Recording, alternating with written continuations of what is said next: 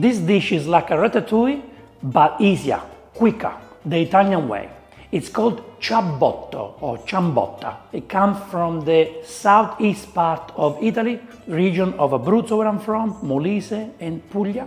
It's fun to make, it's done in one pot, and it's comfort food. Let's make it and have fun.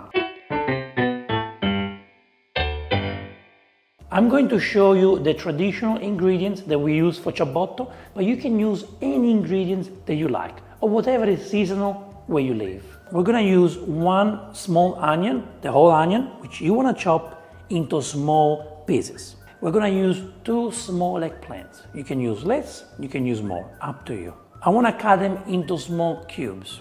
We're gonna use 1 zucchini, you can use 2 if you like. We're also gonna cut the zucchini into small cubes. We're going to use 1 yellow pepper and 1 red pepper, capsicum if you live anywhere else apart from America. We're gonna cut the peppers into small pieces again. We're gonna use 2 small potatoes, which we're going to remove the skin and cut into small pieces. 1 celery stick, which we want to cut into small pieces. A small punnet of cherry tomatoes, it's about 200 grams of cherry tomatoes. 1 small can of Italian diced tomatoes.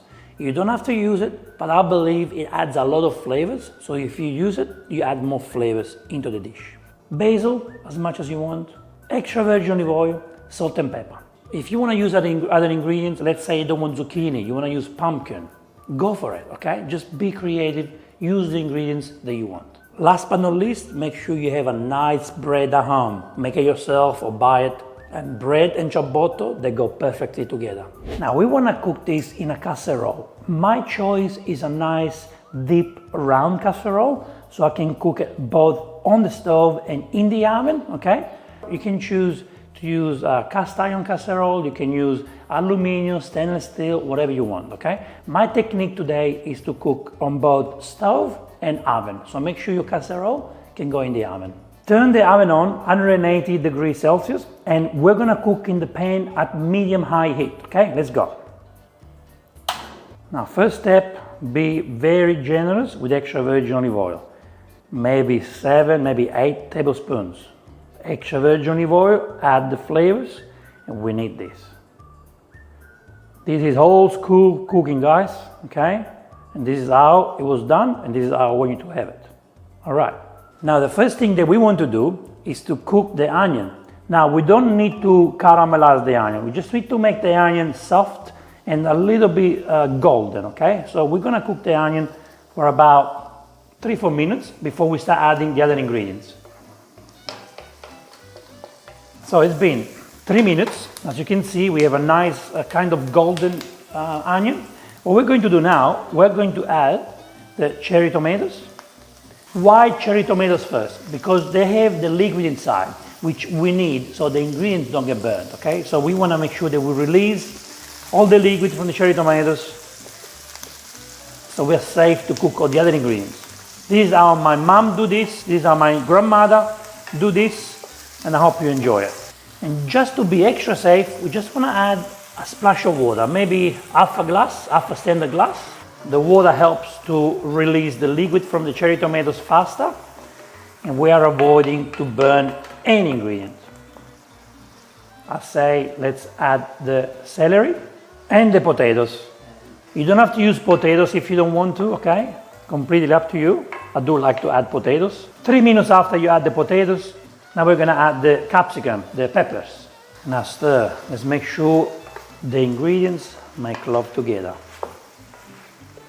The capsicum releases beautiful flavors. Oh, I love it so much. Now, if you don't want to use yellow or red peppers, use the green one. If you don't want to use peppers, don't use them. But for me, I think the peppers are the most important ingredient right now. Don't forget, we're going to finish off this dish in the oven. So we are roasting all our ingredients, okay? Those beautiful vegetables will be roasted. A few minutes after the peppers, we want to add the zucchini and the eggplants. Now, it is very important that you use a large enough pan, casserole to do this. Is extremely important because they have to cook properly, you have to be able to mix it. Dutch ovens can work, of course, but if you're going to fill up the Dutch oven very deep, there's a chance you get a different product than what we want to achieve. So I would say a casserole like this deep, is probably the best thing to use for ciabotta or ciambotta, okay? The Dutch oven, yes, can work, but I don't think it's the right pot to use for this dish. So basically what we're trying to achieve from this dish is not liquid, not a soup. We're not making a soup. Instead, we're trying to roast these ingredients, okay? So that they can maximize the flavors. They can get together, play together, and give us this amazing culinary experience. If you look in the middle of the pot here, the pan, it's a bit dry. Now, maybe it's because it's not summertime yet here, and what's happening is the tomatoes I'm using are not the best quality.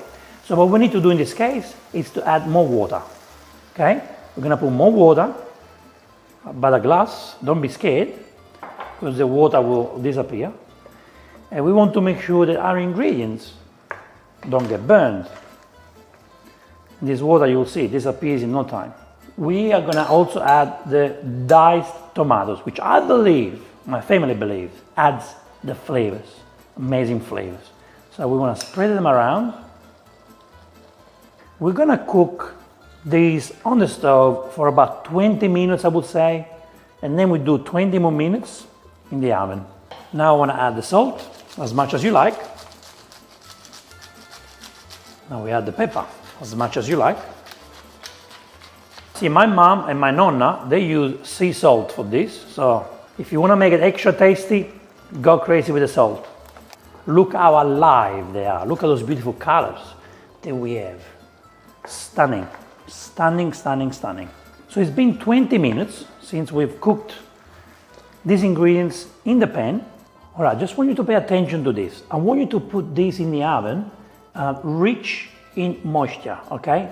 So a little bit wet, but what's gonna happen now in the oven? This is gonna dry up in the oven, and the ingredients will absorb all the liquid. In this case, the tomato, the diced tomatoes, and the liquid from the cherry tomatoes, okay? So having this a little bit wet at the moment is crucial, because in the oven, it will dry up. Now we're going to bake the ciabotta at 180 degrees Celsius for about 20 minutes. You can stir the ciabotta once if you want to, let's say after 10 minutes of baking, but if you don't want to, it's gonna come out perfect anyway. So if you use the lid, it will retain moisture, which in my opinion, I don't want that. So please don't use the lid, okay? We want the ingredients to absorb all the moisture and make love together. If you want to learn more about Italian cuisine, pre-order my cookbook, Authentic Italian, Vincenzo's Plate Cookbook, the first cookbook ever, written by my wife Suzanne, and the recipes are from me, my family, my nonnas, my parents-in-law, my kids are involved, I've got some French chefs involved,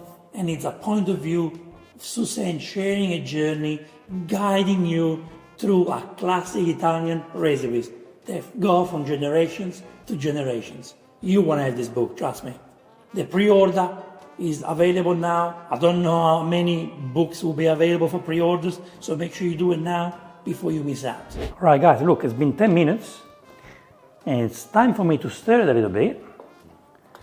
So we move all the liquids from the top to the bottom. And we're gonna cook this for about 10 more minutes, or even more if you want, and roast our beautiful ingredients. How do we know when this is ready? Basically, the potato will tell us. You try it. It's not ready yet. When the potato is ready, the ciabotta is ready to be served. So you cook it until the potato is perfect to your liking. I have baked the ciabotta for 23 minutes in total. And look how beautiful it is. Stunning. The potatoes are perfect. All the other ingredients are perfect. Look at that, they've been roasted to perfection. Look how stunning this is. This is comfort food, ladies and gentlemen. This is the food that makes everyone happy. We have one more thing to do, to add the basil. For me, this is a very important step, especially in summertime. So what we do is we break the basil straight inside, straight in. Use as much as you want, okay?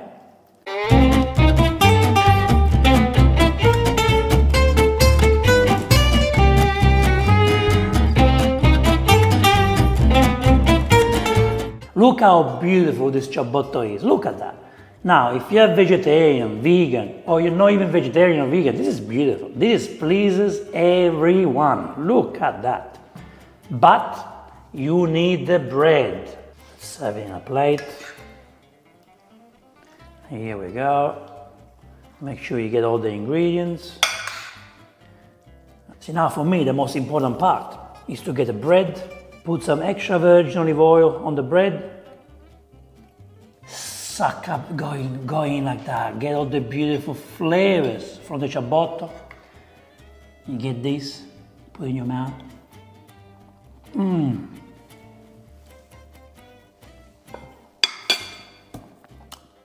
Wow, I am in vegetarian heaven. Comfort food at its best.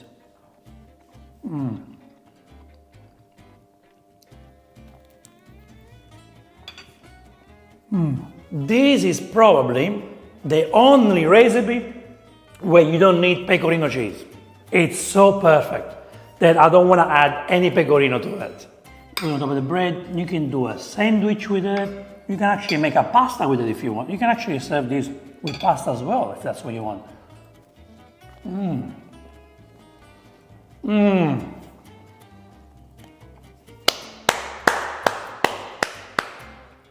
This is how you make an Italian style ratatouille, the easy way, one pot. You can be a beginner or an expert in cooking. This is fun to make. This is easy and it pleases every single person on the table. This is a recipe that comes from my family and now I want to give it to your family. I hope you enjoy. I will see you on the next Vincenzo's Plate video recipe. E ora si mangia. Vincenzo's Plate.